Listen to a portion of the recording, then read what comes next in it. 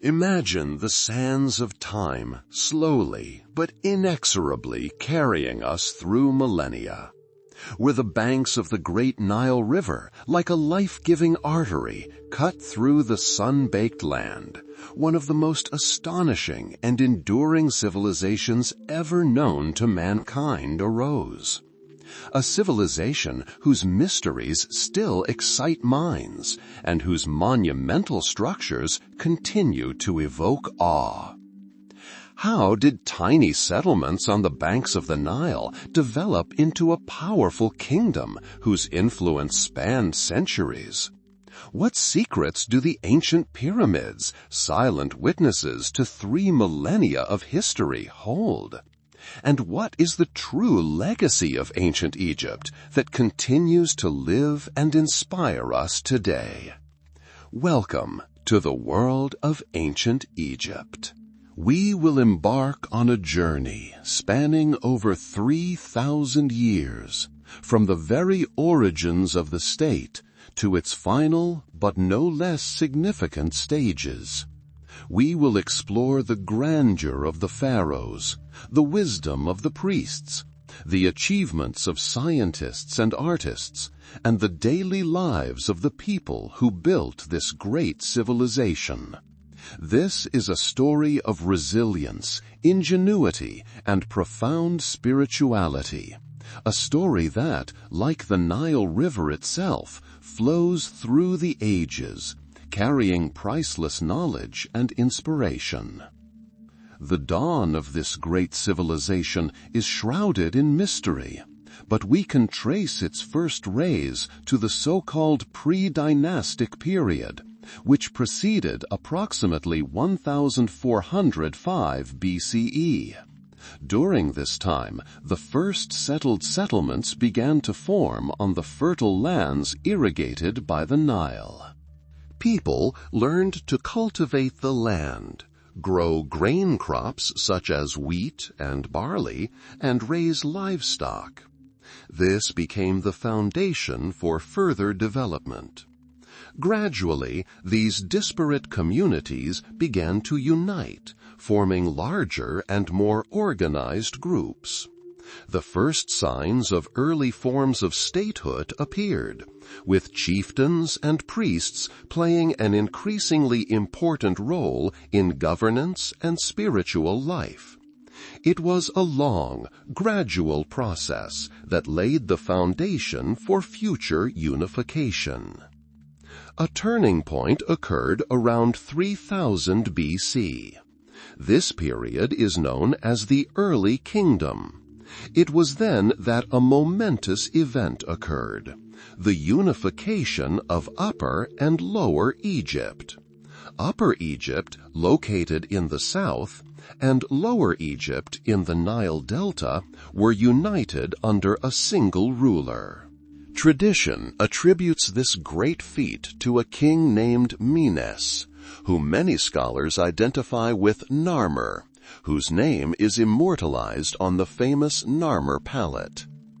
This act of unification marked the beginning of the first pharaonic dynasties and marked the birth of a unified Egyptian state.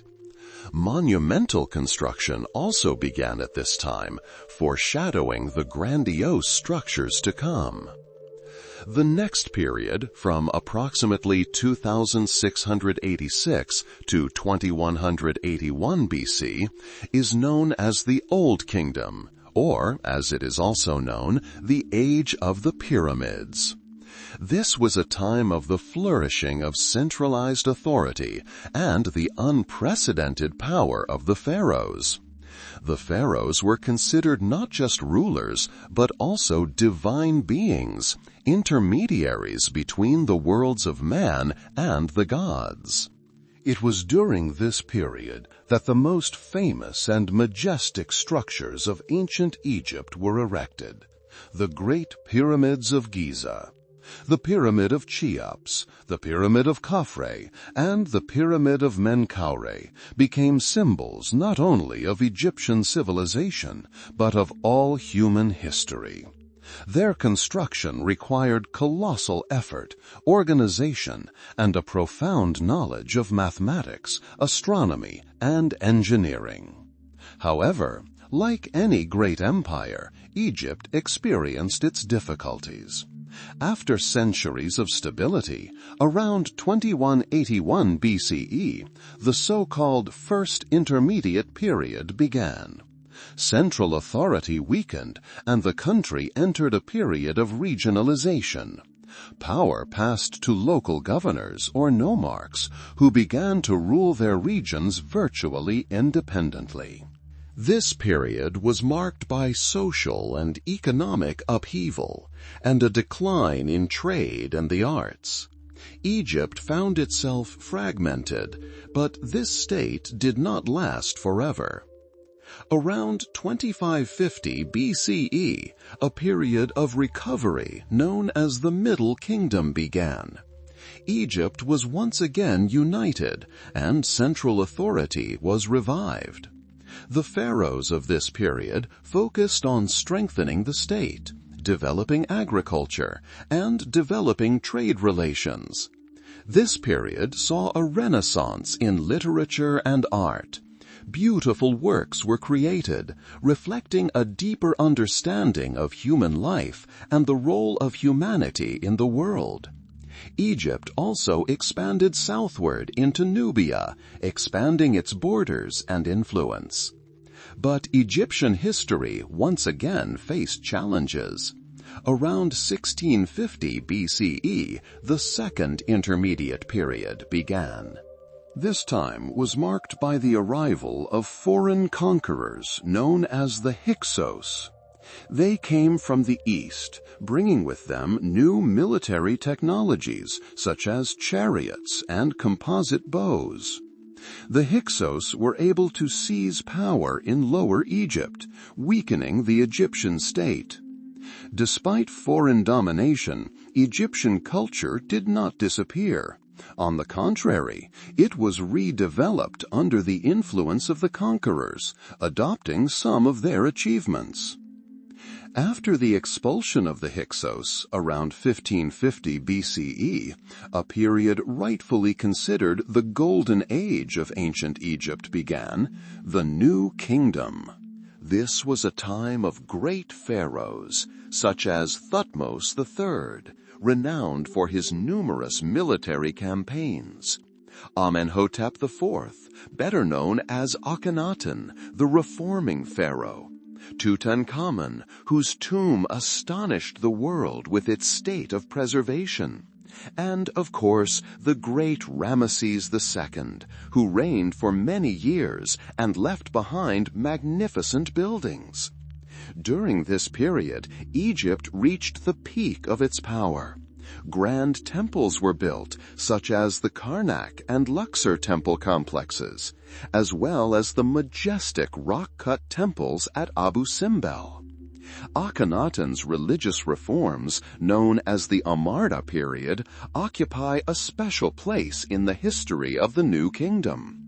Around 1437 BCE, Akhenaten attempted to introduce monotheism, focusing worship on a single god, Aten, the sun disk. This led to radical changes in art, which became more realistic and free of canonical conventions. However, this reform was not accepted by the majority of the population or the priesthood, and after Akhenaten's death, it was reversed. Following the period of New Kingdom glory, beginning around 170 BCE, the Late Period began, marked by gradual decline. Egypt became increasingly vulnerable to invasion by foreign powers. The country experienced periods of division and conquest by the Assyrians and then the Persians. Despite this, the Egyptians repeatedly attempted to restore their independence and former glory, but they were never able to fully recapture their former power. Finally, we come to the period of Greek and Roman rule, which began in 332 BC with the conquest of Egypt by Alexander the Great. After his death, Egypt came under the rule of the Ptolemaic dynasty, founded by one of his generals.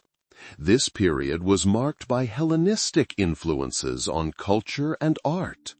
The pinnacle of this period was the reign of Cleopatra VII, the last queen of Egypt, whose history is closely linked to the Roman Empire. After her death, Egypt finally became a Roman province in 31 BC, ending 1,000 years of pharaonic rule. But what do we know about the culture and achievements of ancient Egypt? What makes it so unique? First and foremost, it's their religion and mythology, a complex belief system in which the gods played a central role in people's lives. Writing, hieroglyphs, long a mystery, have given us access to their history, their thoughts, and their beliefs. The Egyptians were outstanding scientists, achieving significant advances in mathematics, astronomy, and medicine. Their art and architecture, from majestic pyramids to exquisite statues and murals, are striking in their beauty and artistry. Today, ancient Egypt is more than just a page in a history book. It is a living legacy. A living legacy that continues to inspire and delight us. Archaeological discoveries of recent centuries have allowed us to tap into the mysteries of this remarkable civilization, understanding its structure, its beliefs, and its achievements. Ancient Egypt left an indelible mark on world history and culture, influencing the development of many subsequent civilizations. Now let's return to the origins, to the very birth of this great civilization. We'll travel to the pre-dynastic period, the time before the unification of Egypt, a period that began around the 5th millennium BC and lasted until 3000 BC. This was the time when the first permanent settlements began to form on the banks of the fertile Nile River. Picture this: endless desert expanses, and in the midst of them a green, life-giving strip along the river. The Nile became the cradle of Egyptian civilization. Its annual floods brought fertile silt, making the land incredibly fertile. The people who had lived in these lands since ancient times began to master agricultural methods. This wasn't just gathering, but purposeful cultivation of the land. They learned to grow grains such as wheat and barley, as well as flax, from which they wove clothing. The development of agriculture became the foundation for all subsequent development. It became possible to generate a food surplus, which allowed some people to engage not only in food gathering, but also in other crafts. Settlements gradually grew. People began building more durable dwellings using clay and reeds, readily available materials provided by the river and its surroundings. These settlements, initially small, eventually grew into villages and then cities. Life within them became more organized. People learned to cooperate to build irrigation structures and canals that helped manage the Nile's floods and irrigate the fields. This marked the beginning of the emergence of early forms of statehood. The first chieftains and elders emerged, leading communities, resolving disputes, and organizing joint work. During this period, until 3010 BCE, Egypt was not a unified state. It consisted of two distinct regions: Upper Egypt in the south, located in the Nile Valley, and Lower Egypt in the north, in the river delta. These two regions had their own cultural characteristics, traditions, and even rulers. In Upper Egypt, cities such as Nagada and Hierakonpolis became centers of power.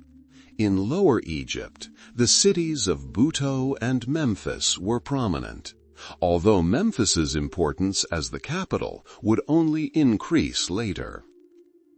People lived in close connection with nature and the river. Their way of life was simple but meaningful. They made pottery, decorating it with patterns. They crafted stone tools that were refined over generations. Clothing was typically made of linen, light and comfortable in the hot climate. Religion played an important role. Even before the emergence of complex pantheons of gods, people revered the forces of nature and the animals that lived near them. The sun, the river, fertility, all these were part of their spiritual world. During this pre-dynastic period, the foundations of the culture that would later astound the world with its grandeur were laid. Crafts developed. The first signs of social hierarchy appeared. Some owned large tracts of land, others occupied higher positions in the community. These early forms of organization and governance became the prerequisites for the future unification of the country. Imagine the life of an ordinary person in such a village. Morning began with the first rays of the sun. Men went to the fields to work. Women did housework, cooked, and wove. Children helped as best they could. In the evening, after a day of work, people gathered, shared news, and told stories. It was a time when strong bonds were formed between people, based on shared interests and mutual support. It's important to understand that this period was not static. It was a time of constant change, of slow but steady development. From simple hunting and gathering communities, people transitioned to sedentary agriculture and the construction of permanent settlements.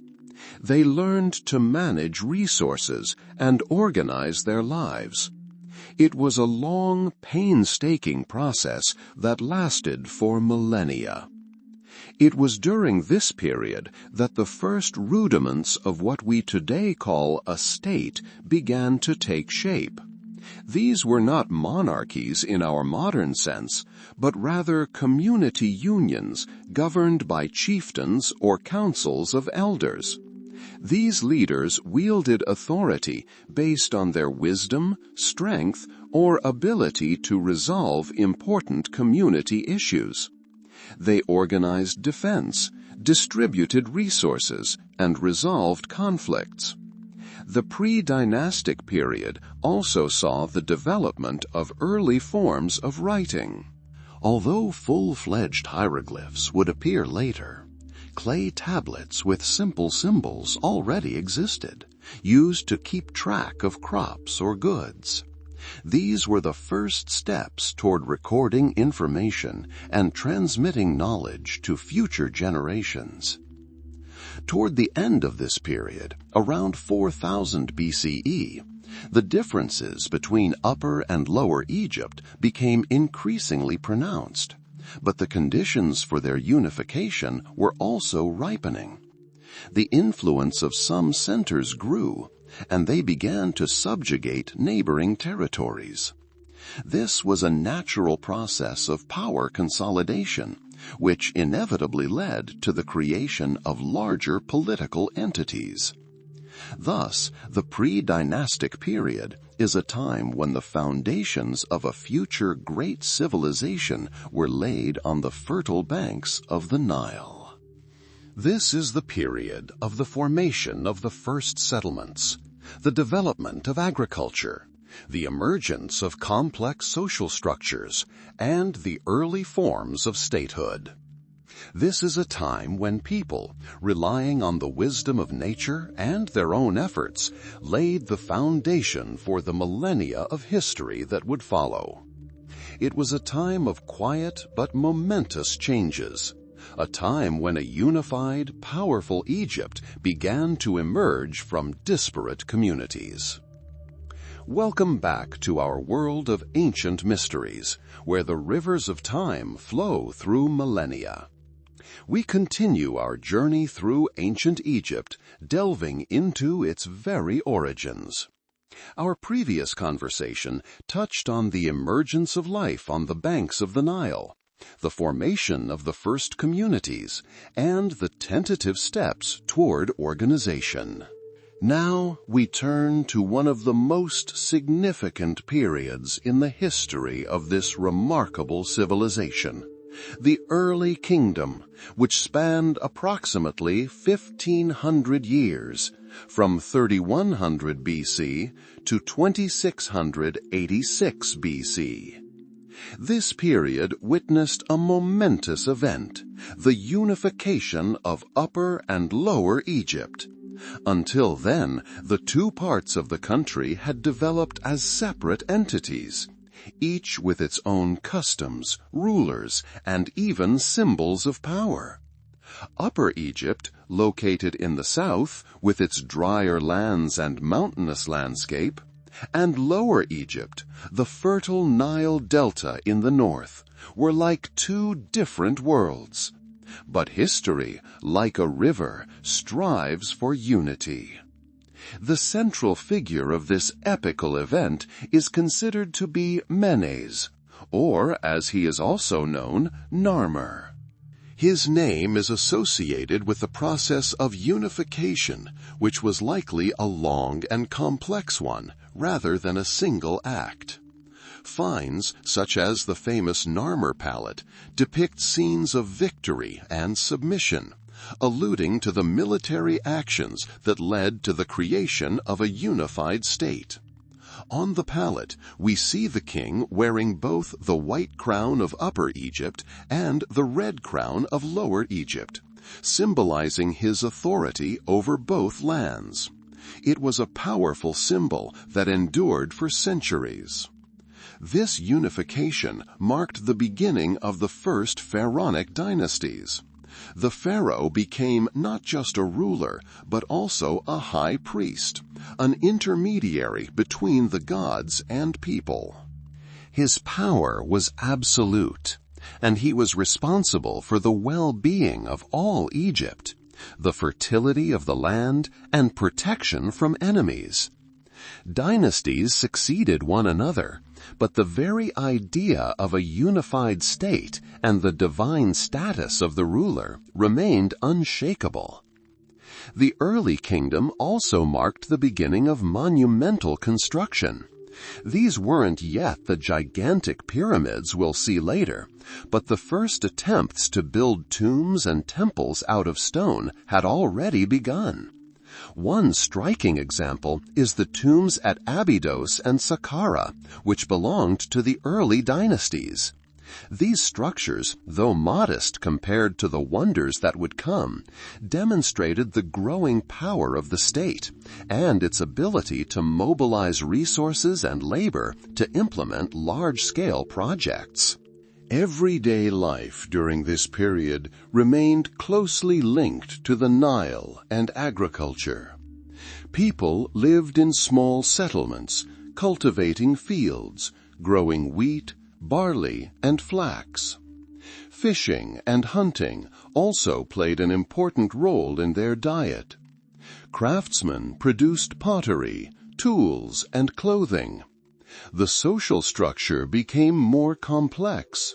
In addition to the pharaoh and priests, officials, scribes, warriors, farmers, and artisans emerged. Writing, which had begun to develop in the pre-dynastic period, underwent further development. The hieroglyphs we know today were already taking shape, though they were still far from their final form. Scribes played an important role, keeping records, recording the pharaoh's decrees and compiling religious texts. This allowed for better governance and the preservation of knowledge. Trade also began to flourish. Egypt exchanged its goods, such as grain, flax, and gold, for timber, copper, and other essential materials with neighboring regions, such as Sinai and Nubia. This contributed to economic growth and the strengthening of the state. Religion was an important part of people's lives. The Egyptians believed in many gods, each of whom was responsible for specific aspects of life and nature. The pharaoh was considered the son of the god Ra, the solar deity, and his power was sanctified by divine authority. Religious rituals and ceremonies played a significant role in society, believed to ensure harmony between the human and divine worlds. Thus, the early kingdom marked the time when the foundations of a mighty Egyptian civilization were laid.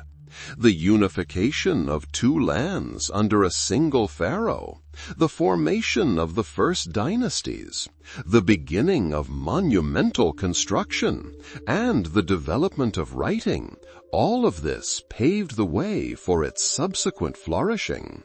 This was a formative period when a unified, powerful state emerged from disparate parts, ready for new achievements. And although we have not yet reached the era of the Great Pyramids, their foundations were laid during these millennia. Let's continue our journey through the millennia, delving into the era when ancient Egypt's grandeur reached its apogee. This period, known as the Old Kingdom, spans approximately 2686 to 2181 BC. It was during these centuries that the centralized power of the pharaohs was strengthened to such an extent that it became possible to implement grandiose projects that still boggle the imagination today. The main symbol of this era is undoubtedly the Great Pyramids. The most famous of them rise on the Giza Plateau, near modern-day Cairo. These are not simply stone structures, but testament to the incredible organization, engineering genius, and profound faith of the ancient Egyptians. The Great Pyramid of Giza, for example, is the largest of all Egyptian pyramids and one of the 7 wonders of the ancient world. Its construction required the efforts of tens of thousands of workers, precise calculations, and unprecedented resource management. During this period, the pharaohs were not simply rulers, but were perceived as living gods, intermediaries between the human world and the divine pantheon. Their power was absolute, and their role in maintaining the cosmic order, or Ma'at, was considered paramount. The construction of pyramids was one way to affirm their divinity and ensure eternal life after death. The pyramid was believed to serve as a ladder by which the pharaoh's soul ascended to the heavens, to its father, the sun god Ra. The lives of ordinary people in the Old Kingdom were closely tied to agriculture, which depended on the annual floods of the Nile. These floods brought fertile silt, making the land suitable for farming. Peasants grew wheat, barley, flax, and vegetables. Their labor was the backbone of the economy, providing food for the entire population, including pyramid builders and civil servants. In addition to agriculture, crafts also developed. Craftsmen made ceramics, wove fabrics, and worked with wood and metal. Life in cities like Memphis, the capital of the Old Kingdom, was more vibrant. Pharaoh's palaces, temples, and administrative buildings were located here. Cities were centers of crafts, trade, and cultural life. The architecture of this period is characterized by monumentality and a striving for eternity. Pyramids, mastabas, early tombs of nobles, and temples all were built of stone to withstand the test of time. The walls of tombs and temples were decorated with reliefs and paintings, which not only served as decoration, but also conveyed important information about the lives, beliefs, and rituals of the ancient Egyptians. The art of the Old Kingdom was distinguished by strict canonical principles and symbolism. Figures were depicted in profile, with the torso facing forward, intended to convey their essence, not just their appearance. Depictions of gods, pharaohs, and scenes from everyday life served not only aesthetic purposes, but also magical ones, ensuring the continuation of life and well-being in the afterlife. Governing such a vast state required a sophisticated bureaucracy. Scribes, responsible for accounting, tax collection, and the maintenance of state records, played a key role. They were an educated elite whose skills were essential for the functioning of the complex state apparatus.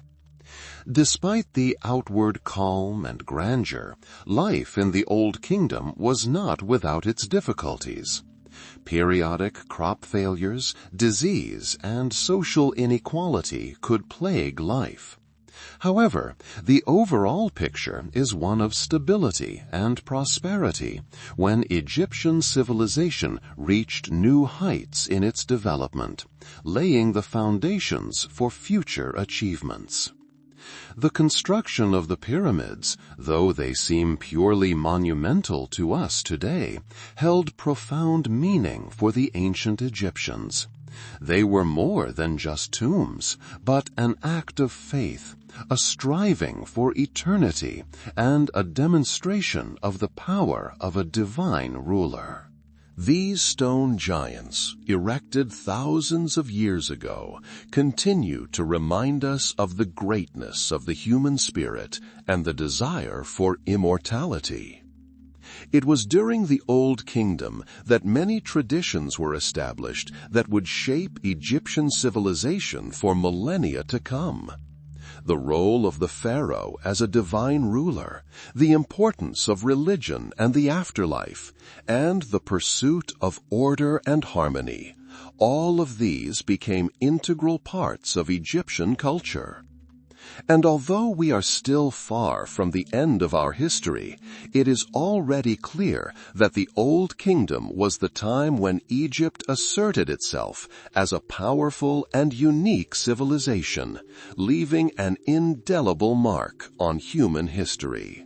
The grandeur of the pyramids is only the visible manifestation of much deeper processes occurring in the minds and hearts of the people who lived during this era. So, we have reached the first part of our story, when the glory of the Old Kingdom began to give way to new realities. The period known as the First Intermediate Period spans roughly 2 centuries, from 1821 to 1555 BCE. It was a time when the established order began to unravel, and Egypt seemed to be losing its unified identity. After centuries of strong centralized power concentrated in the hands of the pharaohs, a gradual weakening of that power began. The reasons for this process are multifaceted. One could be the depletion of resources caused by the large-scale construction and maintenance of the palace apparatus. Climate change, which led to less abundant Nile flooding and, consequently, crop failures, may also have played a role, undermining the state's economic foundation and fueling popular discontent. As a result, authority, which had previously been unshakable, began to dissipate. Provincial governors, the nomarchs, became increasingly independent. They began to view their lands not simply as administrative units, but as their own domains. This led to so-called regionalization, the de facto division of Egypt into numerous small, semi-independent principalities. Each nomarch sought to strengthen his position, often entering into rivalry with his neighbors. Daily life during this period likely varied greatly by region. In areas where the nomarchs were powerful and wise, life could continue relatively peacefully, within the framework of locally established customs. However, in other places where instability and civil strife reigned, difficulties could arise. Agriculture, the backbone of ancient Egyptian life, could suffer from the lack of a unified system of governance and resource distribution. Trade routes, previously secure under the protection of a central authority, could become more perilous. Social upheaval was also inevitable. When old authorities weaken, new forces come to the fore. It is possible that it was during this period that the role of local priestly centers, which were able to maintain their organization and influence even as secular authority weakened, increased. The position of local military leaders who assumed the role of defending their lands may also have strengthened. Despite the overall picture of decentralization, it's important to understand that this wasn't complete chaos. Egyptian civilization was deeply rooted in its traditions. Even amidst regional fragmentation, many aspects of life, such as religious beliefs, basic agricultural practices, and even linguistic dialects, continued to persist. The organization and governance of these aspects simply became more localized. This period was also marked by the emergence of new centers of power. For example, in the south, in Thebes, a new power began to emerge that would later play a key role in the restoration of a unified Egypt. These regional centers, in essence, became the seeds of future centralized power. It's important to note that the first intermediate period was not a time of complete decline. Rather, it was a time of transformation.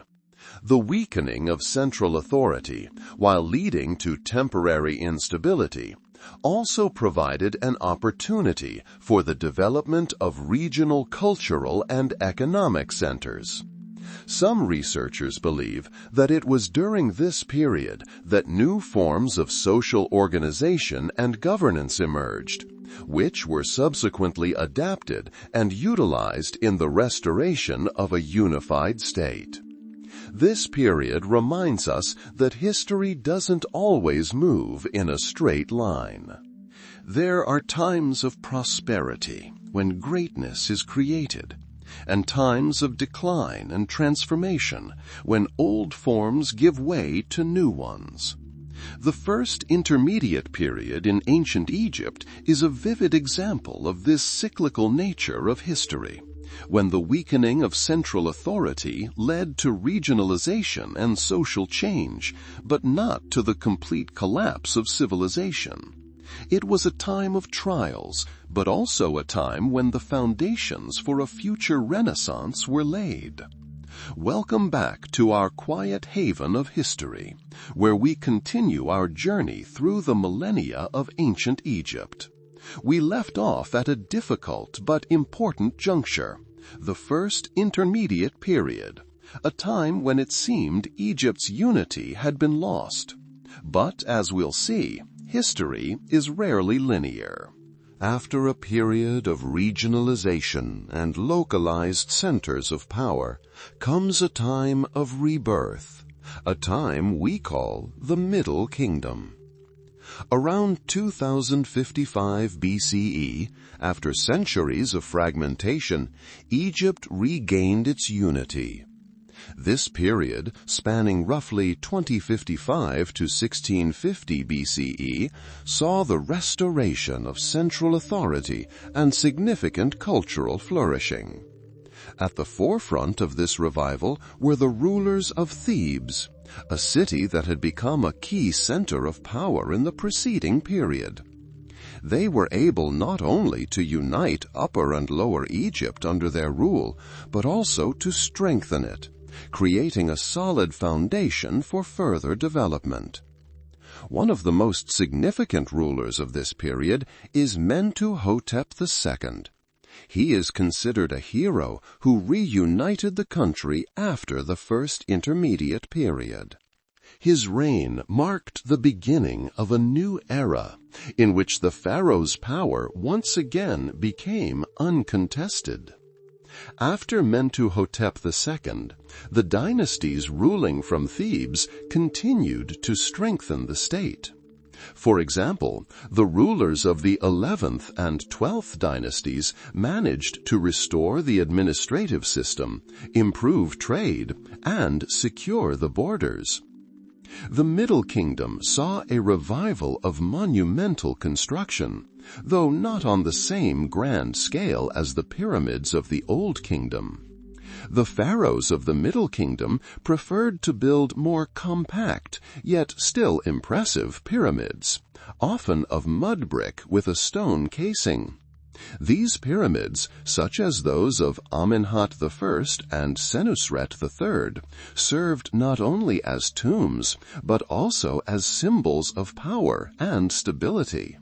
But the Middle Kingdom was not only a political and architectural renaissance, it was also a time of flourishing literature and art.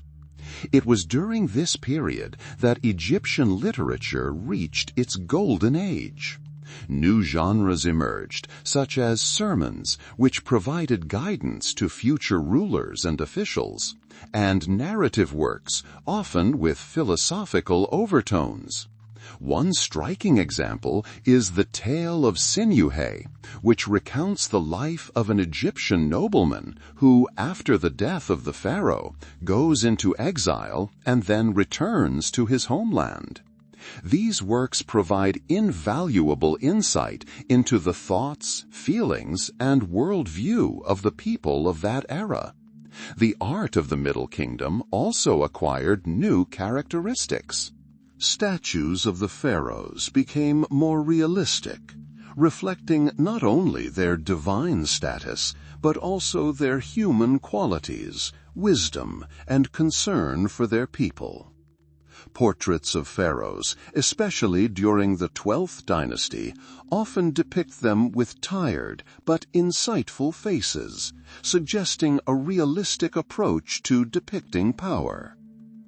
An important focus of the Middle Kingdom's foreign policy was expansion southward into Nubia. Egypt sought to control the rich gold mines and trade routes leading to Africa. To this end, fortresses and forts were built along the Nile, serving not only for defense, but also for controlling the local population and collecting tribute. These military campaigns and the construction of fortifications contributed to the strengthening of Egyptian influence and the expansion of its economic interests. Everyday life in the Middle Kingdom, although subordinated to the authority of the pharaoh and the priesthood, also had its own peculiarities. Farmers continued to cultivate the land, following the rhythm of the Nile's floods. Craftsmen worked in workshops, creating household items, jewelry, and ritual objects. Trade flourished, and goods from various corners of Egypt and neighboring countries found their way to markets. Education, although not accessible to everyone, played an important role. Scribes trained in temple schools or palace schools occupied high positions in the administration.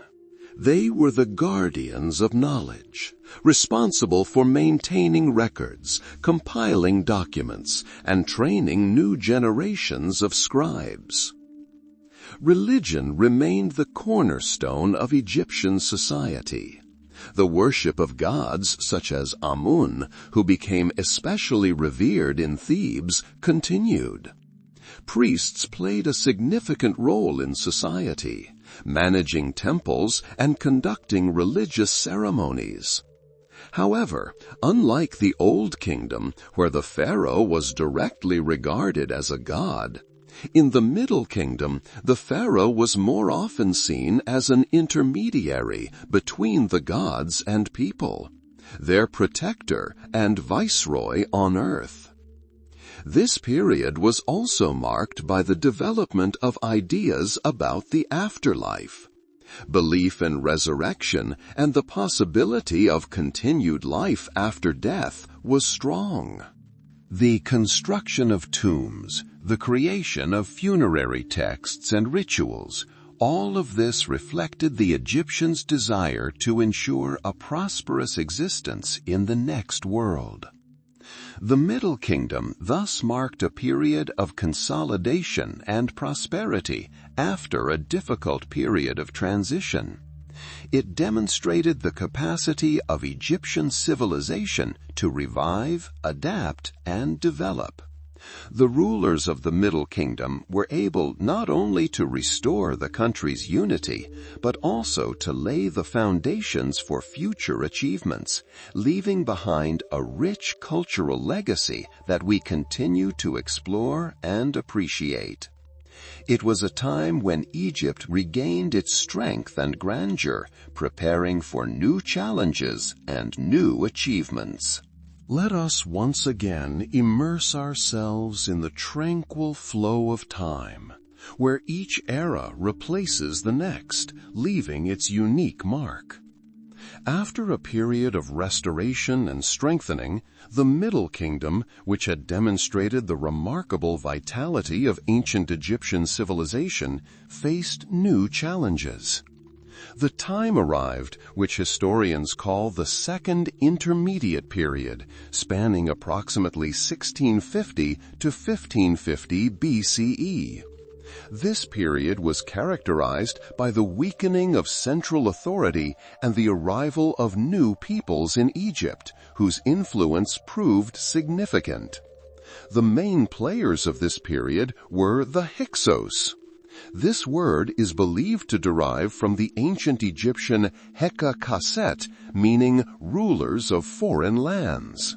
The Hyksos were not a unified people in the modern sense, but rather a coalition of various Semitic tribes migrating from Western Asia. Their arrival in Egypt was not a sudden, overnight invasion.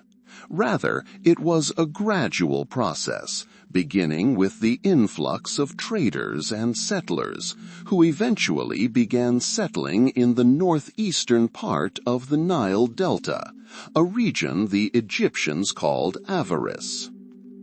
Gradually, taking advantage of the weakening of Egyptian power, the Hyksos were able to strengthen their position. They did not seek to completely destroy Egyptian culture or overthrow the pharaohs themselves. Instead, they established their own dominance, founding their own dynasty, known as the 15th dynasty. Their capital became the aforementioned city of Avaris. Egypt was divided. In the north, in the delta, the Hyksos ruled, while in the south, in Thebes, Egyptian rule persisted, albeit in a subordinate position. The Hyksos' influence on the Egyptian state was not only political. They brought with them new technologies and military techniques that were later successfully adapted by the Egyptians themselves. One of the most significant innovations was the use of the war chariot. Before the arrival of the Hyksos, chariots were not widespread in Egypt.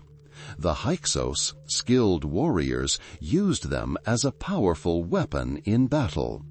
Horse-drawn chariots were fast and maneuverable, giving them a significant advantage on the battlefield.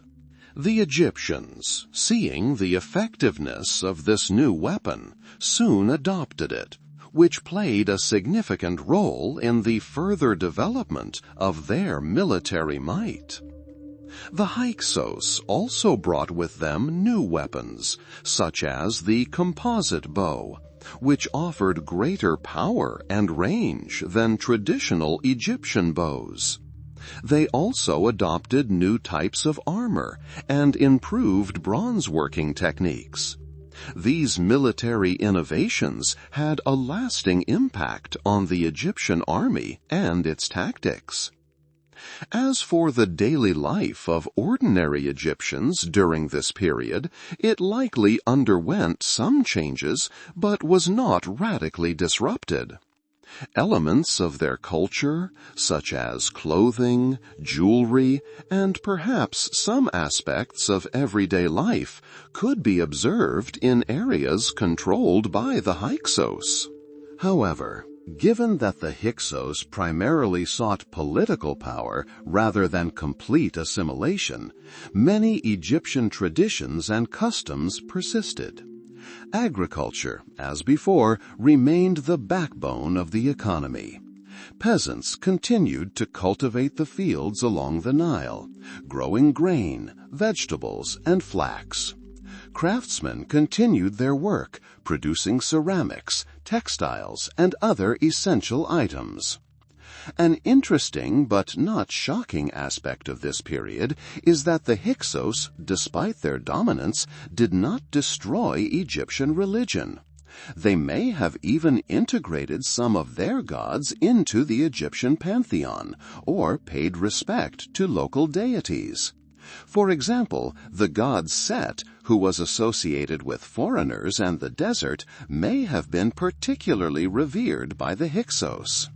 This demonstrates the flexibility and adaptability of both conquerors and conquered. This period was also marked by the Egyptians, under foreign rule, actively developing their national identity. The Hyksos period marked a time when Egyptians realized the value of their unity and independence. The Theban rulers, maintaining their power in the south, gradually built up their strength in preparation for a future restoration. They became centers of resistance, preserving Egyptian culture and traditions. Although the Second Intermediate Period was a time of weakening and division, it did not mark the end of Egyptian civilization. On the contrary, it laid the foundations for a future revival. The technologies, military skills, and perhaps even new administrative ideas adopted by the Hyksos later helped the Egyptians regain their strength and even surpass their previous achievements. This period demonstrates that even in the face of external influence, a civilization can adapt, learn, and ultimately emerge stronger. This is the tranquil flow of history, where every event, even the seemingly negative, contains the seed of future development. Welcome to the next chapter of our journey through the millennia-long history of ancient Egypt. We have reached a period rightly called the Golden Age, the New Kingdom. This period, spanning roughly from 1500 to 1070 BCE, marked the pinnacle of Egyptian civilization's power, prosperity, and cultural flourishing. After turbulent periods of transition, when Egypt faced internal strife and external threats, it rose like a phoenix, becoming one of the most powerful empires of the ancient world. The New Kingdom marked a period of revival and strengthening of central authority. Thebes, the ancient capital, regained its importance, becoming the heart of a vast empire. The pharaohs of this era were not simply rulers, but also high priests, military leaders, and builders, whose work left an indelible mark on history. One of the greatest military leaders and statesmen of this period was Thutmose III. He reigned in the 15th century BC, and his reign was a time of unprecedented military expansion. Thutmose III led numerous successful campaigns, expanding Egypt's borders far north into the lands of Mesopotamia and south into Nubia. His military successes not only brought wealth and resources, but also bolstered Egypt's prestige on the international stage. He was known as the Napoleon of the ancient world for his strategic talents and victories.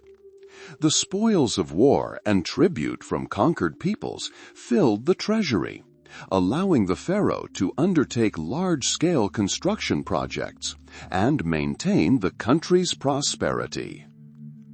Life in the New Kingdom was multifaceted. While the nobility and priests enjoyed luxury and power, the common people, who made up the majority of the population, continued to engage in agriculture, crafts, and trade. The Nile remained the source of life, its floods ensuring the fertility of the lands where wheat, barley, flax, and vegetables were grown. Peasants toiled from dawn to dusk, following the centuries-old cycle of agricultural labor. Artisans in the cities created exquisite items from gold, silver, faience, and stone, jewelry, tableware, and figurines. Merchants maintained contacts with other regions, bringing in exotic goods and exporting Egyptian products. Despite military successes and prosperity, the middle of the New Kingdom saw one of the most unusual and significant religious reforms in Egyptian history. It was initiated by Pharaoh Amenhotep IV, who later changed his name to Akhenaten, meaning beneficial to Aten. Akhenaten was captivated by the cult of the god Aten, the sun disk, and attempted to establish it as a single god, displacing the previous complex pantheon. This was a radical departure from centuries-old traditions. The Amarna period, named for the location of the new capital, Akhetaten, modern-day Amarna, to which Akhenaten moved his court, was a time of turbulent change. The priesthood of the former gods, especially the powerful god Amun, lost its influence and wealth. Artistic style also underwent significant changes. Instead of canonical, idealized images, the art of the Amarna period featured more realistic, sometimes even grotesque, depictions of the pharaoh and his family. We see Akhenaten and his wife Nefertiti in more natural poses, with their children, in scenes of everyday life. This period, though brief by historical standards, left a lasting mark on Egyptian art and religion, demonstrating an attempt at autocracy and monotheistic worship. After Akhenaten's death, his religious reforms were reversed. The priests regained their former power, and the capital was returned to Thebes. However, one of the most famous pharaohs, whose name became synonymous with ancient Egypt, is Tutankhamun. He ascended the throne at a young age after Akhenaten, and his reign was relatively short. It is thanks to the discovery of his tomb, almost intact, in the early 20th century, that we can appreciate the wealth and skill of Egyptian artisans of the time. The treasures of Tutankhamun's tomb, including his famous gold mask, have given the world an invaluable insight into the culture and art of the New Kingdom. The New Kingdom period reached its apogee under the reign of Ramesses II, also known as Ramesses the Great. He reigned for over 60 years, from approximately 1279 to 1239 BCE, making him one of the longest reigns in history. Ramesses II was an outstanding builder and military leader. He waged wars against the Hittites, concluding the first known peace treaty in history. His building activities were enormous, erecting numerous temples and monuments throughout Egypt. Among his creations, the majestic temples at Karnak and Luxor, which continued to be expanded and embellished over the centuries, occupy a special place. But perhaps his most impressive structure is the temple complex at Abu Simbel, carved out of rock on Egypt's southern border. 4 gigantic statues of Ramesses II himself guard the entrance to the main temple, while a smaller temple is dedicated to his beloved wife Nefertari.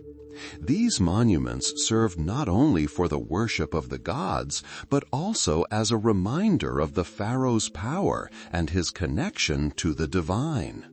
The construction of such grandiose structures required enormous human effort and resources. Thousands of workers, artisans, and engineers labored on their creation. Complex systems of ramps and canals were used to transport the stone blocks. The builders' lives, though difficult, were strictly supervised. They were provided with housing, food, and medical care. It was an organized system that allowed for the creation of masterpieces that have survived to this day. The New Kingdom was also a period of flourishing science and medicine.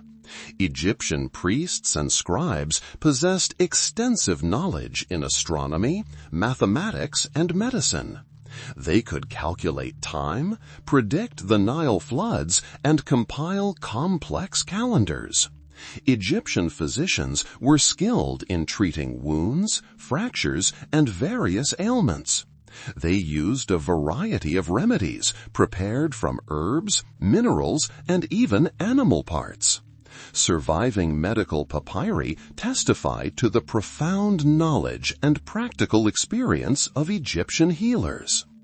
However, no empire can last forever. After the golden age of the New Kingdom, Egypt gradually entered a period of decline. Despite all its achievements, internal conflicts, economic difficulties, and the growing power of neighboring powers gradually weakened the country. But even in these later times, the legacy of the New Kingdom lived on, inspiring and reminding us of the greatness this ancient civilization had once achieved. This was the period when Egypt showed the world what an organized, prosperous, and inspired civilization was capable of, leaving behind monuments that still inspire admiration today. We continue our journey through the pages of ancient Egyptian history, and today our path takes us through one of the most unusual and perhaps most controversial period, the Amarna period, associated with the religious reforms of Pharaoh Akhenaten. This is a time when the traditional way of life and beliefs underwent profound transformation, leaving behind many mysteries and amazing artifacts. The Amarna period falls roughly in the middle of the 18th dynasty, around 1450 BCE, during the New Kingdom. A pharaoh whose birth name was Amenhotep IV ascended the throne. However, in an effort to emphasize his allegiance to the new deity, he changed his name to Akhenaten, meaning beneficial to Aten, or radiance of Aten. This name became a symbol of his grand religious reform. Before Akhenaten, Egyptian religion was polytheistic, meaning it included the worship of multiple gods. The main deity, occupying a special place in the pantheon, was the sun god Amun, whose sanctuary was located in Thebes. The priests of Amun wielded enormous influence and wealth, their power comparable to that of the pharaoh himself. Akhenaten, inspired, it is believed, by his vision, decided to introduce the cult of a single god, Aten, the solar disk. Aten was depicted as a solar disk with rays ending in human hands, which bestowed life and blessings. This idea was essentially a step toward monotheism, though not in the strict sense we understand it today. Aten had no anthropomorphic features. He was divine energy manifested in sunlight. The reform began with the declaration of Aten as the supreme deity. Akhenaten not only elevated Aten above other gods, he essentially attempted to abolish the cults of all other deities, especially Amun. This caused enormous discontent among the priesthood, which lost its privileges, wealth, and influence. The temples of Amun were closed, their property confiscated. To distance himself from the old centers of power and influence, Akhenaten made another unprecedented decision. He founded a new capital. In the desert on the east bank of the Nile, at a site now known as Amarna, an entirely new city was built. It was named Akhetaten, meaning horizon of Aten. This city was designed as the center of a new cult, a place where life and art would reflect the greatness of Aten and the pharaoh himself. Life in Akhetaten differed from life in traditional Egyptian cities. There were no huge temples dedicated to numerous gods, but only open altars where the sun's rays reached the worshippers unimpeded. The pharaoh and his family, including his famous wife Nefertiti, played a central role in religious ceremonies. They served as intermediaries between the gods and the people. Changing religious views inevitably influenced art. Before the Amarna period, Egyptian art was strictly canonical. Figures were depicted frontally or in profile, with specific proportions and stylistic features that persisted for centuries. Amarna art marked a sharp departure from these traditions. Akhenaten and his court artists began depicting the pharaoh and his family members in a more natural, even realistic manner. In reliefs and statues, we see them with elongated heads, slender necks, prominent bellies, and slender limbs. Poses became more relaxed, and scenes of family life appeared. Akhenaten, Nefertiti, and their daughters playing together, embracing. This was a radical change for Egyptian art, which had previously focused on idealized, divine images of rulers. Interestingly, these reforms likely weren't implemented so quickly and radically in the daily lives of ordinary Egyptians, especially those far from the capital. Many continued to secretly worship the old gods, preserving ancient customs. Most people's lives remained centered around agriculture, family, and local communities. However, for those who lived in Akhetaten or served at court, Their lives were closely tied to the cult of Aten and the person of the pharaoh.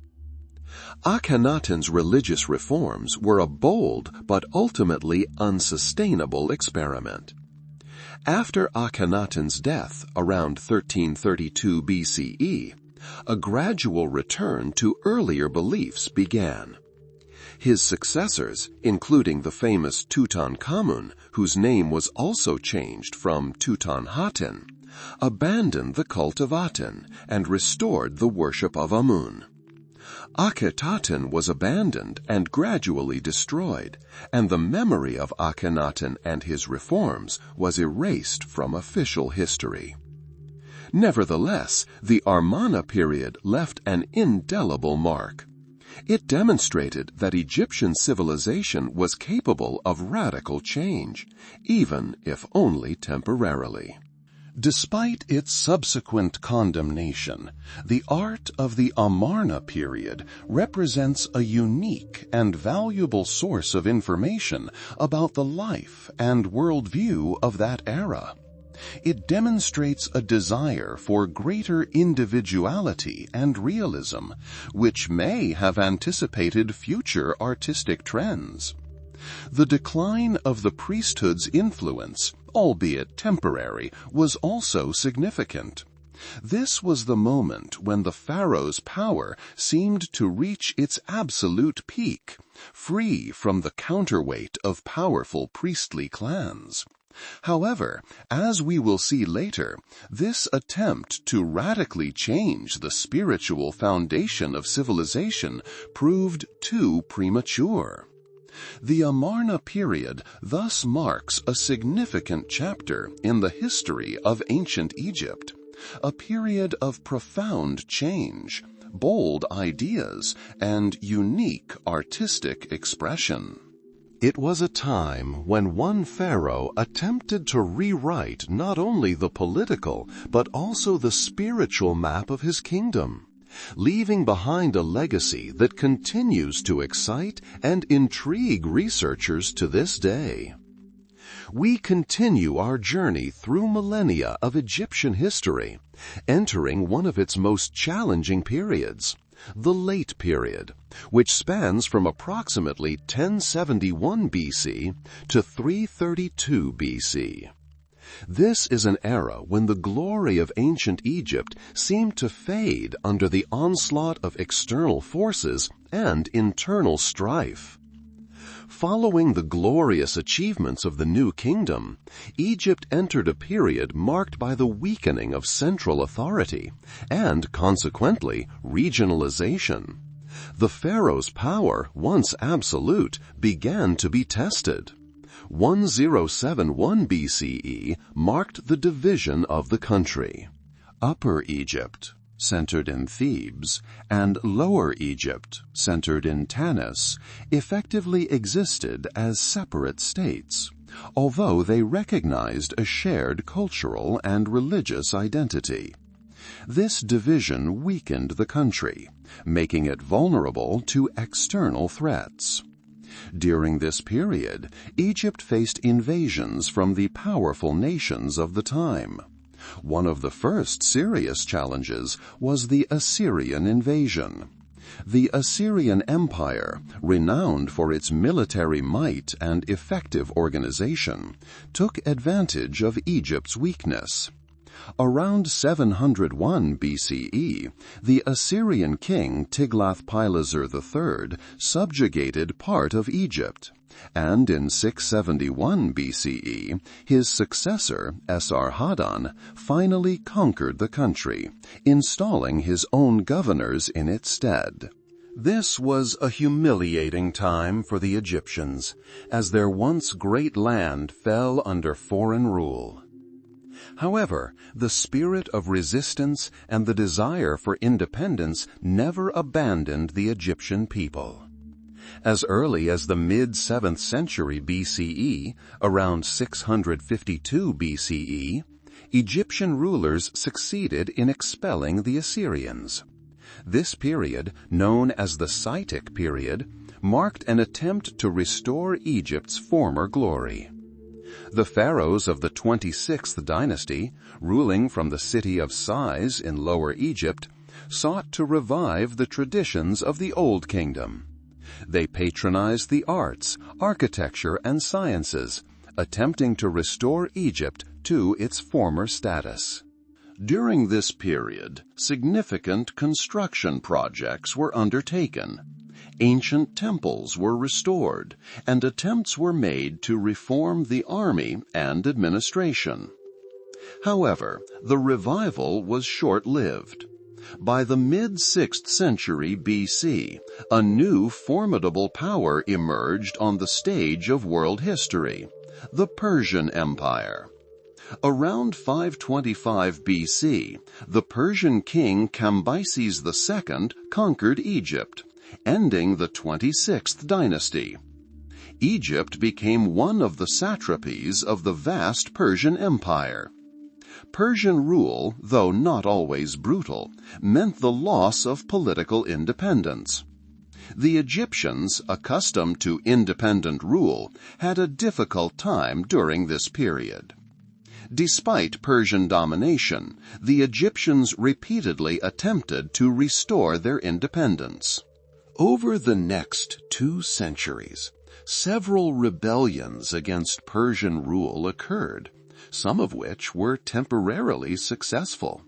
For example, in the early 4th century BCE, around 385 BCE, the Egyptians, led by pharaohs of the 29th and 30th dynasties, managed to briefly regain their independence.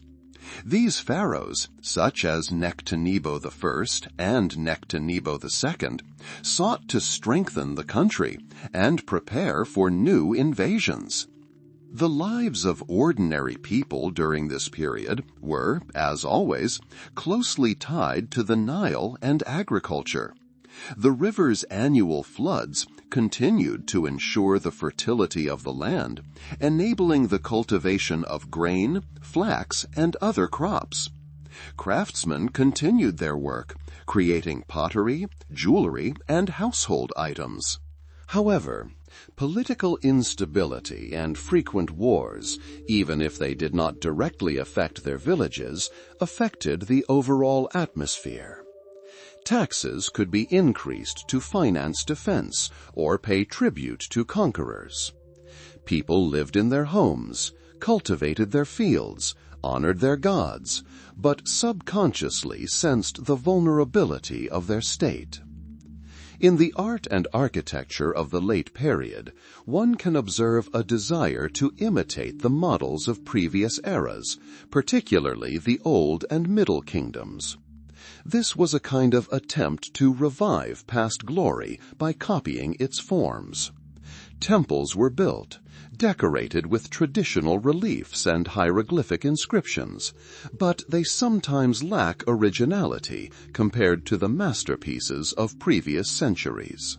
Nevertheless, the quality of execution remained high, testifying to the skill of Egyptian artisans. Religious life continued to play an important role. Despite changes in rulers and external influences, the traditional cults of Egyptian gods remained vibrant. Priests continued to conduct rituals in temples, and ordinary people addressed the gods with prayers and offerings. The influence of foreign religions, however, also began to penetrate Egyptian culture, although not always explicitly. By the end of the late period, around the middle of the 4th century BCE, Egypt remained fragmented and weakened. Despite heroic attempts to maintain its independence, the country found itself on the brink of a new, even more significant conquest. This was a time when the grandeur of the past was felt especially keenly against the backdrop of current difficulties. But even during this period of decline, Egyptian civilization continued to thrive, preserving its unique culture and traditions, and preparing for new challenges that the future would bring. In 332 BC, the history of ancient Egypt as an independent state came to an end. That year, Alexander the Great military leader and conqueror, invaded Egypt. He was met not so much with resistance as with admiration and even welcome. The Egyptians saw him as a liberator from the Persian yoke. Alexander was proclaimed pharaoh and founded a city named in his honor, Alexandria, which soon became one of the greatest cultural and economic centers of the ancient world. After the death of Alexander the Great in 323 BC, his empire was divided among his generals. Egypt fell to one of them, Ptolemy Lagus, who founded the Ptolemaic dynasty. Thus began the Greek period in Egyptian history, which lasted nearly 3 centuries. The Ptolemies, although Greek by origin, adopted many Egyptian customs and titles, but also brought Hellenistic culture to the country. Alexandria became the capital of their kingdom, a meeting place for East and West. Science, philosophy, and art flourished here. The famous Library of Alexandria and the Pharos Lighthouse became symbols of the grandeur of this period. However, despite its outward prosperity, the Ptolemaic dynasty gradually weakened. Internal strife, power struggles, and the growing influence of Rome led to a decline in their power. The last representative of the dynasty was the famous Cleopatra VII. Her reign, marked by dramatic events and attempts to preserve Egypt's independence through alliances with the Roman generals Julius Caesar and Mark Antony, ended with defeat at the Battle of Actium in 31 BC. After the defeat of Mark Antony and Cleopatra, Egypt was finally annexed by the Roman Empire. In 30 BC, Egypt became a Roman province. Under Roman rule, Egypt retained its importance as the empire's breadbasket, but its political independence was completely lost.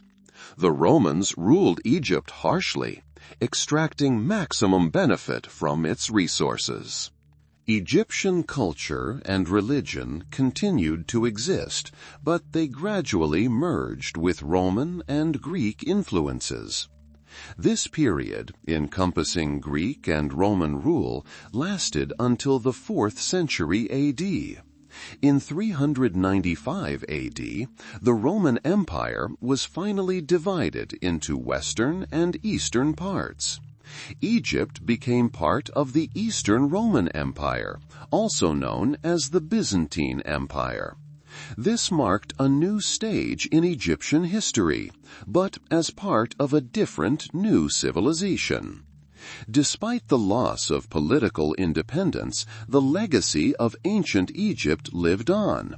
Its achievements in science, art, and architecture had a profound influence on subsequent civilizations. Hieroglyphic writing, although it fell into disuse as a living language, left behind invaluable written records. The study of Egyptian writing, begun in modern times, has opened doors to the past, allowing us to understand the worldview, beliefs, and daily life of the ancient Egyptians. The Egyptian scientific knowledge, particularly in mathematics, astronomy, and medicine, was highly advanced for their time. They knew how to build grandiose structures, calculate time, and treat illnesses. The art and architecture of ancient Egypt, with its monumentality, symbolism, and unique style, continue to delight and inspire. Pyramids, temples, and statues all bear witness to the grandeur and skill of ancient architects and artists. Religion and mythology occupied a central place in Egyptian life. Belief in the afterlife, complex concepts of the soul and gods, rituals and ceremonies all shaped their worldview. Myths about gods such as Osiris, Isis, and Ra played a significant role in their understanding of the world and their place in it. The legacy of ancient Egypt is still felt today. Archaeological discoveries continue to reveal new secrets of this amazing civilization. The discovery of Tutankhamun's tomb, for example, astonished the world with its richness and state of preservation. Studying ancient Egyptian texts and artifacts helps us better understand not only the past, but also ourselves. Ancient Egypt, which lasted for over 3 millennia, left an indelible mark on human history. Its achievements in various fields, its unique culture, its unique spiritual quest continue to excite and inspire us. It is a civilization that, despite all its ups and downs, managed to create something truly timeless, something that continues to speak to us through the centuries. We have reached the end of our journey through the history of ancient Egypt. 3 millennia of grandeur, trials, achievements, and spiritual quests. From the emergence of the first settlements on the banks of the Nile to its transformation into a powerful empire, and then to the loss of independence, Egypt has traveled a long and complex path. Its history is the story of the human quest for order, for knowledge, for eternity. The civilization of ancient Egypt was unique in its resilience and adaptability. Despite changing dynasties, invasions, and internal upheavals, the core features of Egyptian culture, religion, and worldview remained intact for millennia. This longevity testifies to the deep roots and strength of the Egyptian spirit. The influence of ancient Egypt on subsequent civilizations cannot be overstated. The Greeks, Romans, and later the entire Western world borrowed heavily from Egyptian culture, science, and religion. Art, architecture, astronomy, mathematics, and medicine. The Egyptians left their mark in all these fields. Today, when we look at majestic pyramids, magnificent temples, and delicate, graceful statues, we feel a connection with those who lived thousands of years ago. We see them not simply as ancient people, but as the creators of a great civilization, whose ideas and creations continue to live on and inspire us. Reflecting on 3 millennia of Egyptian grandeur, we can learn valuable lessons. Lessons about the importance of order and stability, the strength of the human spirit, and the pursuit of knowledge and harmony. The history of ancient Egypt reminds us that even in the most challenging times, humanity is capable of creating beauty, achieving greatness, and leaving behind a legacy that will endure for centuries. Let this immersion into the world of ancient Egypt be a tranquil and peaceful journey, filled with the wisdom of centuries and the beauty of bygone eras. Let images of majestic pyramids, the calm waters of the Nile, and wise pharaohs accompany you on your vacation. A journey through the millennia brings us to one of the most significant periods in the history of ancient Egypt, a time when this great civilization encountered external forces that would transform it for centuries to come.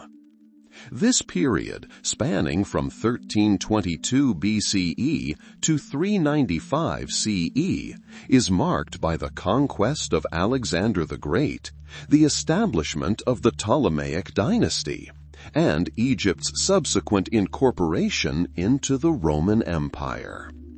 In 1322 BC, when Egypt already boasted millennia of advanced culture, Alexander the Great invaded its lands.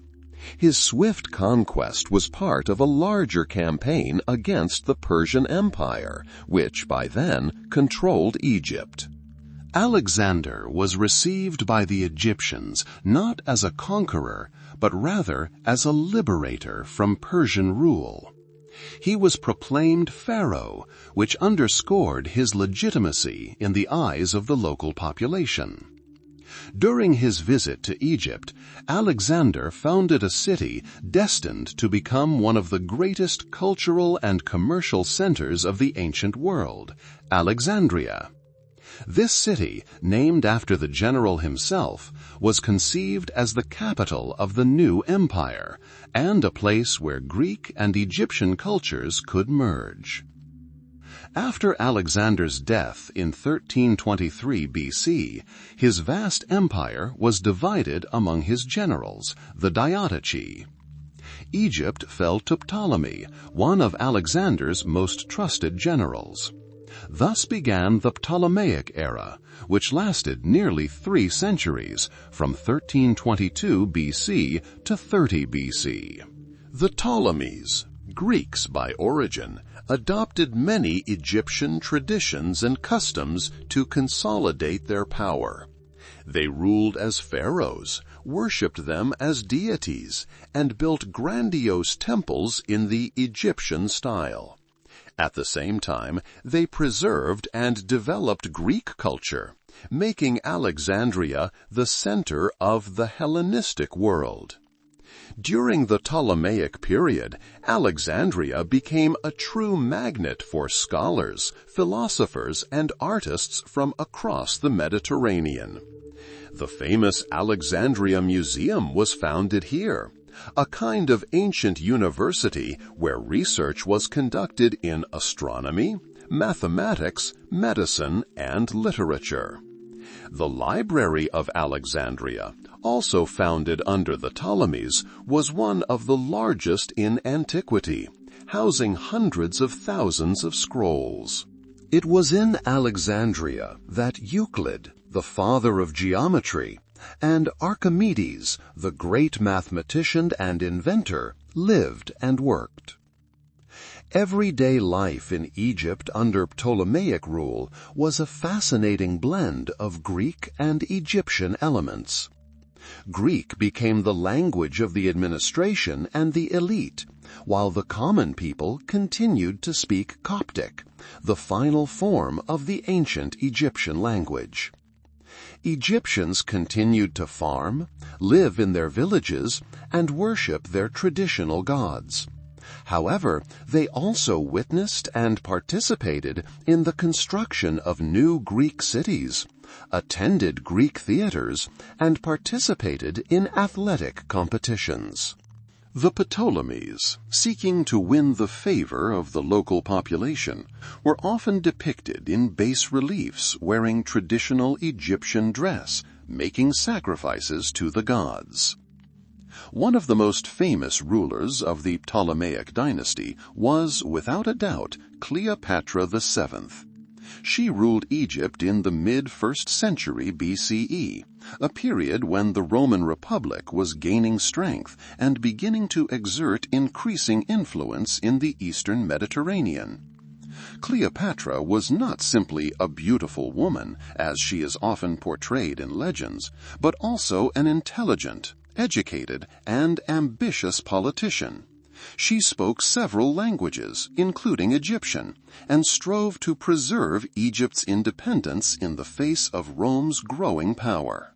Cleopatra established close relationships with 2 influential Roman figures, Julius Caesar and later Mark Antony.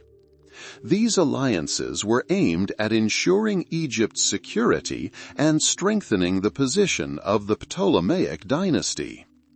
She successfully used her charm and political talent to influence the course of Roman politics. However, her confrontation with Octavian, the future Emperor Augustus, led to a disastrous outcome for both her and Egypt. In 131 BC, after the defeat of Mark Antony and Cleopatra's fleet at the Battle of Actium, Octavian invaded Egypt. Cleopatra's death in 1031 BC marked the end of the Ptolemaic dynasty and the end of Egypt's independence as an independent state. The country was annexed by the Roman Empire and became one of its provinces. Egypt, thanks to its fertile lands and abundant grain harvests, became the granary of Rome. The Romans, like the Ptolemies, governed Egypt, but their approach was more pragmatic and profit-oriented. Under Roman rule, Egypt retained many of its ancient traditions and institutions. Temples continued to function, priests retained their influence, and the Egyptian language, although gradually supplanted by Greek and Latin, remained in use. Alexandria remained an important city, although its political significance declined. The Romans placed great emphasis on maintaining order and collecting taxes, which ensured stability but deprived Egypt of its former independence. The lives of ordinary Egyptians during the Roman period remained closely linked to the Nile and agriculture. Peasants cultivated the fields, as their ancestors had for millennia. Cities such as Alexandria and Memphis remained centers of trade and crafts. The Roman administration introduced new taxes and regulations, but generally sought to preserve the established way of life. An interesting aspect was that Roman emperors, like the Ptolemies, were often depicted in Egyptian style to garner support from the local population. The period of Greek and Roman rule, although it marked the loss of political independence, did not lead to the extinction of Egyptian culture. On the contrary, it was a time of intense cultural exchange. Greek philosophy, science, and art influenced Egypt, and Egyptian religious cults, such as the cult of Isis, spread throughout the Roman Empire. Egyptian civilization, through these centuries, continued to thrive, adapt, and enrich the world with its unique heritage. It was a time when ancient traditions met new influences, creating a complex and multifaceted cultural landscape. And so, we smoothly move on to the next chapter of our story, where we will examine the rich cultural heritage of ancient Egypt, its achievements that continue to amaze us to this day.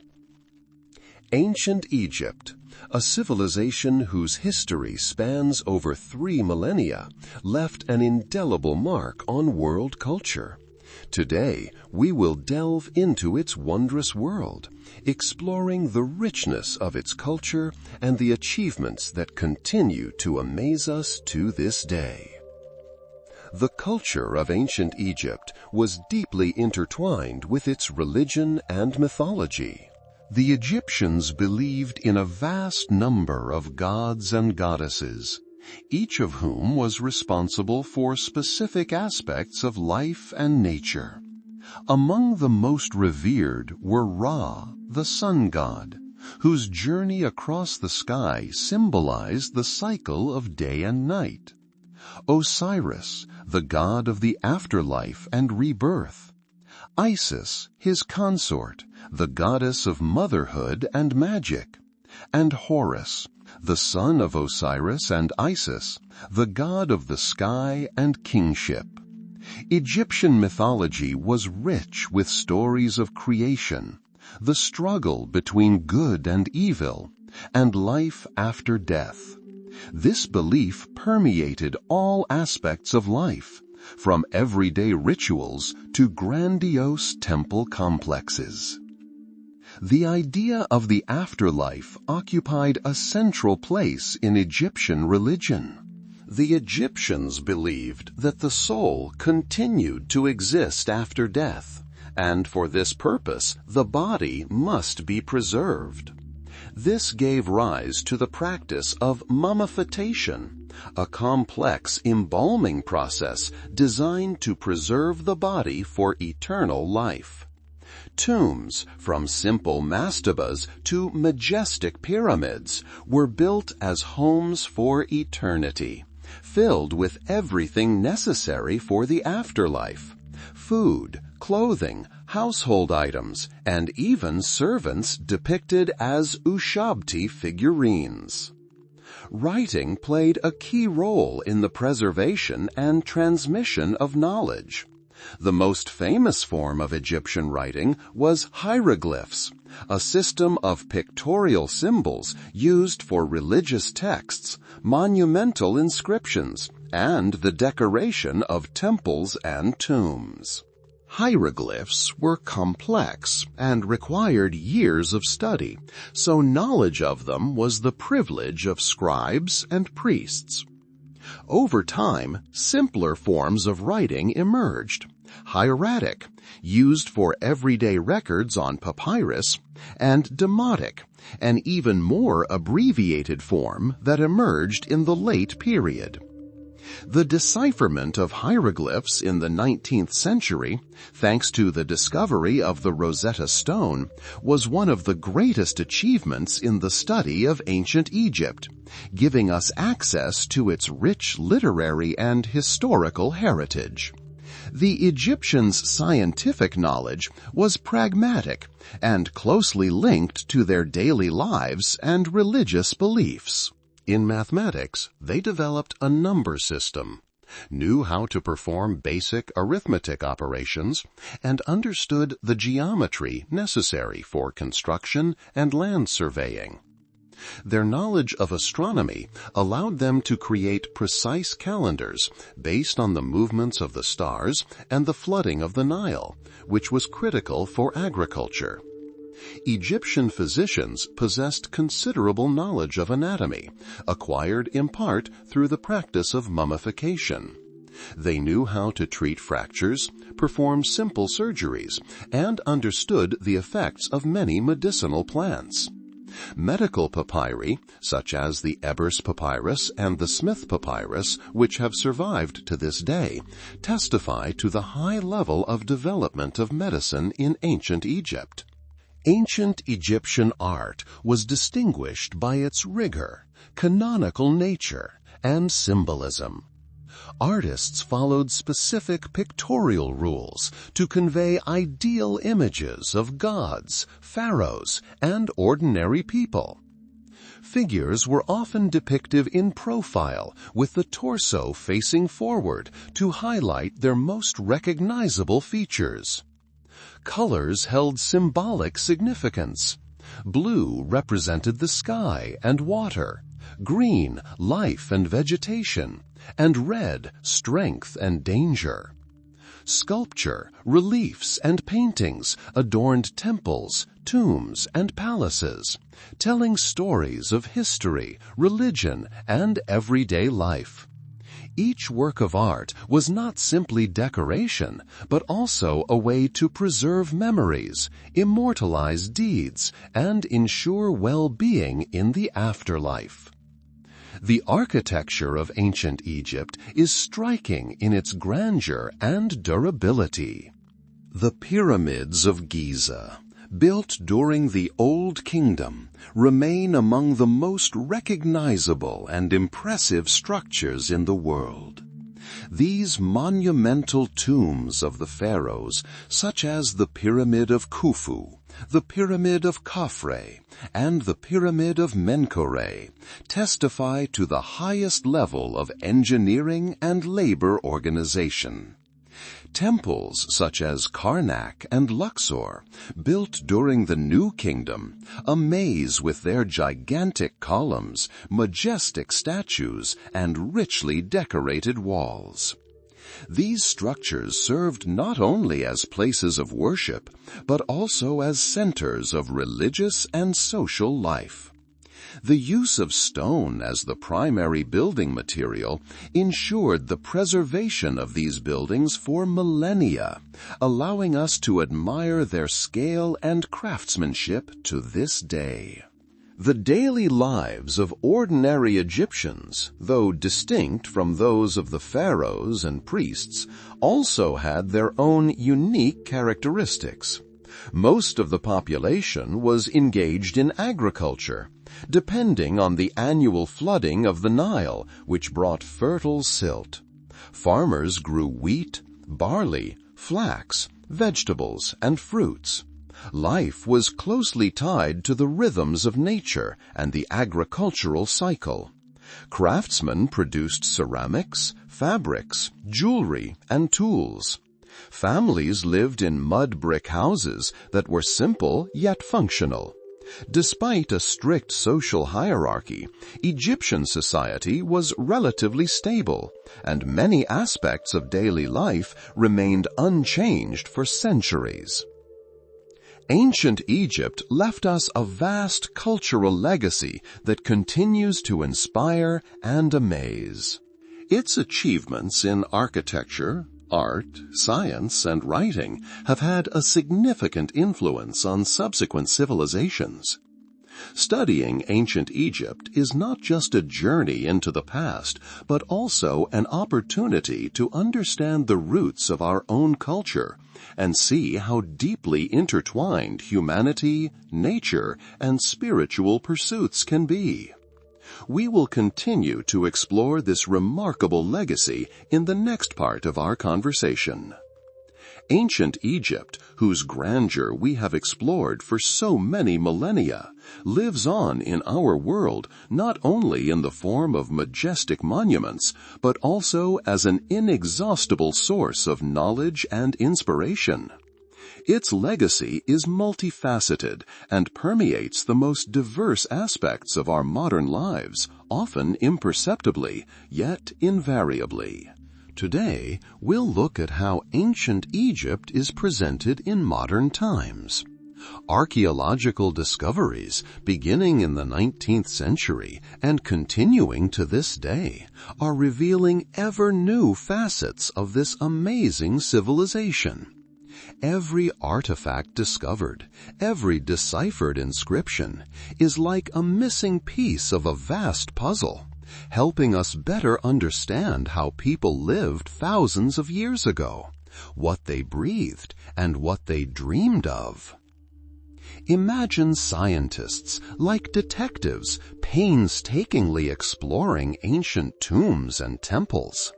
They use cutting-edge technology, from satellite scanning to DNA analysis, to extract maximum information from what remains. These discoveries don't just enrich museum collections. They allow us to rewrite history books, clarify the dates of the pharaohs' reigns, and understand the intricacies of their beliefs and customs. One of the most striking examples of such a discovery is undoubtedly the tomb of Tutankhamun, discovered in 1922 by archaeologist Howard Carter. When the door to this tomb was finally opened, the world gasped in awe. An untouched treasure lay before their eyes: golden sarcophagi, jewelry, furniture, chariots, everything that accompanied the young pharaoh into the afterlife. This discovery not only astounded by its state of preservation, but also provided invaluable information about the funerary rites, arts, and crafts of the period. Thanks to this discovery, the image of Tutankhamun, previously little known, became one of the most recognizable symbols of ancient Egypt. But the legacy of ancient Egypt is not limited to material artifacts. Its influence on world culture is vast and varied. Take writing, for example. Egyptian hieroglyphs, long a mystery, were deciphered thanks to the Rosetta Stone, discovered in 1799. This decipherment gave us access to a vast corpus of texts, religious hymns, historical chronicles, medical treatises, even everyday letters. We learned about the Egyptians' quest for knowledge of the world, their observations of the stars, and their understanding of the human body. Ancient Egypt also left a significant mark on science and medicine. Egyptian priests and physicians possessed a profound knowledge of anatomy, which was linked to the mummification process. They knew how to perform complex surgeries, treat fractures, and utilize various medicinal plants. Their medical papyri, such as the Ebers Papyrus, dating from around 1550 BCE, contain descriptions of diseases and their treatments that are striking in their accuracy and relevance even today. Much of this knowledge was undoubtedly passed on to other civilizations, including the Greeks, who, in turn, laid the foundations of modern medicine. The architectural achievements of the Egyptians continue to inspire and awe. Pyramids, temples, and obelisks, these monumental structures, erected thousands of years ago, amaze with their grandeur and engineering precision. The construction techniques used by the Egyptians continue to spark debate among scholars. How did they manage to move and install enormous stone blocks with such precision? These questions continue to stimulate research and engineering exploration. Even today, when we look at these ancient structures, we cannot help but be in awe of the greatness of the human spirit and ingenuity. Ancient Egyptian art, with its strict canons and symbolism, influenced the development of artistic styles in subsequent eras. Its monumentality, clarity of form, and richness of symbolism resonate in the works of artists and sculptors of various eras. Even modern design, in its pursuit of simplicity and clarity of line, sometimes draws inspiration from ancient Egyptian motifs. The Egyptians' religious beliefs, their complex pantheon of gods, their belief in the afterlife, and the concept of Maat, all of this shaped not only the Egyptians' own worldview, but also influenced the beliefs of other peoples. The idea of eternal retribution, the pursuit of harmony and justice, these universal values found in ancient Egyptian religion continue to resonate in our society. The influence of ancient Egypt is still felt in modern language. Many words and concepts associated with ancient culture have entered our lexicon. For example, the word pharaoh itself has become synonymous with a powerful ruler.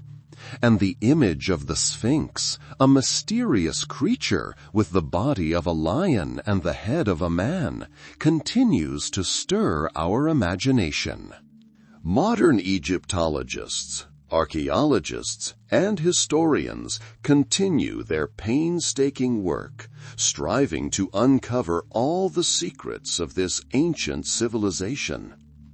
Each new discovery is a step toward a more complete understanding of our shared past. These studies help us not only learn more about ancient Egypt, but also better understand ourselves, our roots, and our history. The significance of ancient Egypt in world history is difficult to overstate. It was one of the first great civilizations, laying the foundations for the development of many subsequent cultures.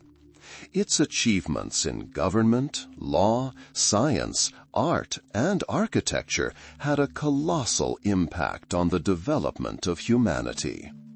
It demonstrated the possibility of creating a complex, organized society capable of monumental achievements. Today, as we face the challenges of globalization and rapid technological advancement, turning to the wisdom of ancient Egypt can be especially helpful. Its longevity, its adaptability, its profound understanding of nature and the human soul, all these are lessons we can learn from its millennia-long history. Studying ancient Egypt is more than just an academic pursuit. It's a journey through time that enriches us, broadens our horizons, and helps us see the world from a broader perspective. It's an opportunity to touch eternity, feel a connection with those who came before us, and understand that we are part of the unbroken chain of human history. We continue to study its writing, its art, its beliefs, its daily life. And each time we discover something new, it's like lighting another spark in the vast library of human knowledge. This legacy lives on, inspires, and teaches us. It reminds us of the greatness of the human spirit, the striving for perfection, and that even the most ancient civilizations can tell us much about ourselves. And so, as we complete our journey through the millennia, what do we see? Before us lies a majestic picture of a civilization that flourished on the banks of the Nile, leaving an indelible mark on human history. 3,000 years is an immense span, an eternity filled with labor, creativity, aspirations, and discoveries. Ancient Egypt, like the mighty Nile, nourished and sustained life, giving rise to new forms of government, new ideas, and new ways of understanding the world. We have seen how a unified state gradually crystallized from scattered settlements and the first saplings of agriculture. This process was not instantaneous, but gradual, like a river carving its way through the landscape. The emergence of the first dynasties, the unification of Upper and Lower Egypt, which we associate with the name of Menes or Narmer, became the foundation upon which something grandiose was to be erected. This was a time of formation, a time of the first steps toward the monumentality that would later become Egypt's hallmark. Then came the age of pyramids, the Old Kingdom. This was the heyday of centralized power, when the pharaohs, considered living gods, were able to mobilize resources and human labor to create structures that still boggle the imagination today. The Great Pyramids of Giza are more than mere stone blocks. They are a symbol of order, a symbol of the inviolability of power, a symbol of faith in eternal life and the power of the ruler. It was a time when the state demonstrated its strength and organization, when every level of society, from priest to farmer, played a role in the common good. However, history is rarely linear. The first transition period brought with it a weakening of central authority and regionalization. The state, which had seemed unshakable, faced internal difficulties. This was a time of trials, when the old foundations were shaken and society experienced social and economic upheaval. But even in these periods of decline, the seeds of future revivals were already sown. And so, as if spring had come after a long winter, a period of restoration arrived, the Middle Kingdom. Egypt was reunited, central authority was revived, and this led to a new flourishing. Literature, art, and architecture reached new heights. Egyptian expansion to the south expanded the boundaries of influence, strengthening the state's position.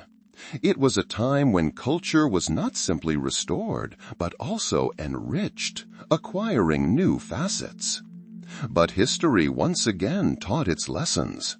The second intermediate period was marked by the arrival of the Hyksos, foreign conquerors.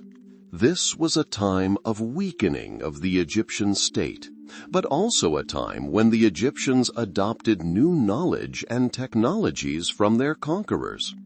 The influence of foreign cultures, as well as the influence of their own internal processes, shaped the appearance of the civilization, making it more multifaceted. And then came the Golden Age, the New Kingdom. This is the period we know perhaps most about. It was the time of great pharaohs such as Thutmose III, Amenhotep IV, also known as Akhenaten, Tutankhamun, and, of course, Ramesses II.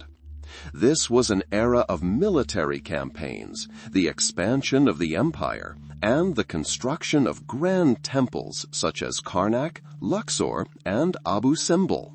These structures still amaze with their scale and beauty, testifying to the power and wealth of Egypt at that time. Akhenaten's religious reforms, known as the Amarna period, occupy a special place in the history of the New Kingdom. This attempt to introduce monotheism, the worship of a single god, Aten, led to radical changes in art and religion. This period, although relatively brief, demonstrated a desire for renewal and a search for new meanings. A shift in artistic style, a departure from traditional traditions, and a decline in the influence of traditional priesthood, all of this was part of these profound transformations. However, like any great civilization, Egypt also experienced periods of decline. The later period, spanning several centuries, was marked by the division of the country and invasions by foreign powers, the Assyrians and Persians. But even in these difficult times, the Egyptians strove to preserve their identity, attempting to restore their independence. This testifies to their fortitude and deep attachment to their land and culture.